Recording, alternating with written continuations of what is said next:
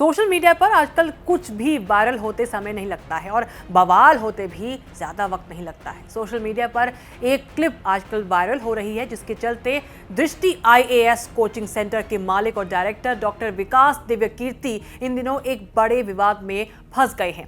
Twitter पर एक video viral हो रहा है जिसमें डॉक्टर विकास दिव्यकीर्ति सीता माँ की तुलना कुत्ते के चाटे हुए घी से करते हुए दिख रहे हैं। गौर करें, दिख रहे हैं, सुनाई दे रहे हैं, लेकिन क्या उन्होंने खुद ये तुलना की है? क्या है सच इस वायरल वीडियो का, हम इस रिपोर्ट में आपको बताने जा रहे हैं। पहले देखिए ये जो वायरल क्लिप है इसमें क्या है। रुको सीता रोगी बोला, शायद पूजा पाठ करनी होगी पहले कुछ।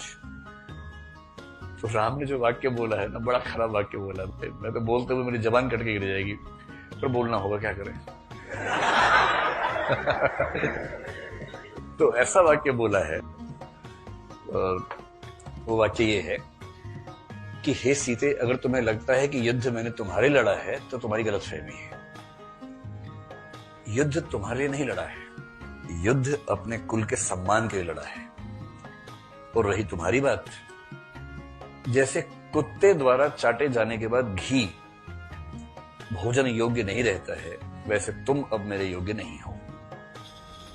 इस क्लिप के वायरल होते ही #बैन दृष्टि IAS ट्रेंड होने लगा। लोगों ने कहा कि ये भगवान राम और सीता का अपमान है। वहीं दृष्टि IAS का बचाव करने वालों की भी कमी नहीं थी। उन्होंने कहा कि लोग जो हैं वो आधी अधूरी क्लिप शेयर कर रहे हैं और उनको बदनाम करने की कोशिश की जा रही है। तो चलिए हम आपको दिखाते हैं पूरी वीडियो, जिससे कुछ सेकंड्स का वीडियो निकालकर सोशल मीडिया पर वायरल कर दिया गया और ये बन गया बवाल का कारण।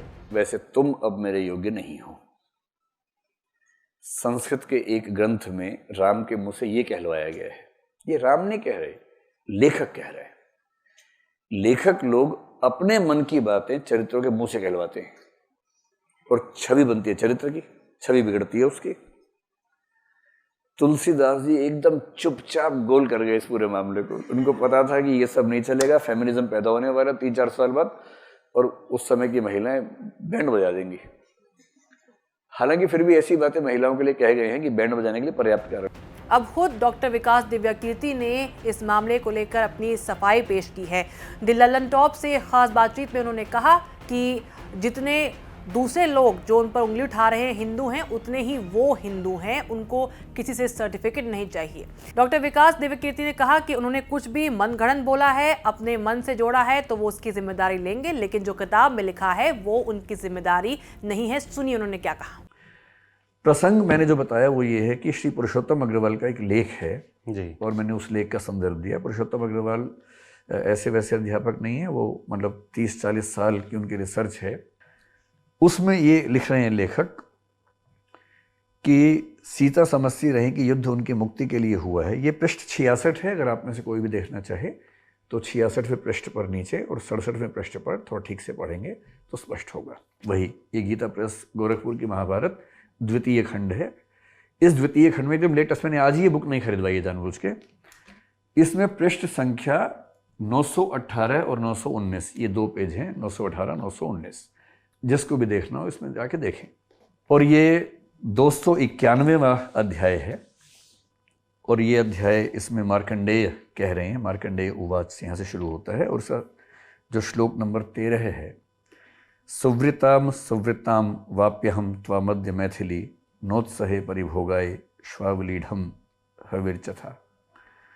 हविर्यथा। सॉरी, अब इतना खराब है कि मुझे बोलते हुए फिर उतना ही खराब लग रहा है। मिथिलेश नंदिनी, तुम्हारा आचार विचार शुद्ध रह गया हो अथवा अशुद्ध, अब मैं तुम्हें अपने उपयोग में नहीं ला सकता। ठीक उसी तरह जैसे वही बात की जो कुत्ते के चाटे हुए भविष्य को कोई भी ग्रहण नहीं करता। यही बात पुरुषोत्तम जी ने अपने लेख में लिखी थी, इसको कोट करते हुए। डॉक्टर दिव्यकीर्ति का कहना है कि वो अपनी क्लास में वही पढ़ाते हैं जो छात्र को परीक्षा के लिहाज से पता होना चाहिए। वो अपनी व्यक्तिगत विचार के भाव से नहीं पढ़ाते हैं। इंटरव्यू के अंत में डॉक्टर दिव्यकीर्ति ने बताया कि उनको धमकियां मिल रही हैं और उनके जो परिजन हैं वो डरे हुए हैं। आस पड़ोस के लोग भी उनको घर से बाहर ना निकलने की हिदायत दे रहे हैं। उन्होंने ये भी बताया कि उन पर यूपी में FIR भी दर्ज हुई है। बता दें, देश की सबसे बड़ी नौकरी आईएएस की नौकरी को छोड़ने के बाद डॉक्टर विकास दिव्यकीर्ति ने साल 1999 में दृष्टि आईएएस कोचिंग इंस्टीट्यूट की शुरुआत की, जिसका उद्देश्य सरल और सहज भाषा में बच्चों को आईएएस की तैयारी कराना था। डॉक्टर विकास दिव्यकीर्ति ने अपने व्यावसायिक जीवन की शुरुआत दिल्ली विश्वविद्यालय में अध्यापन कार्य से की थी। डॉक्टर दिव्यकीर्ति ने अपने पहले ही प्रयास में साल 1996 में यूपीएससी सिविल सेवा परीक्षा पास कर ली थी।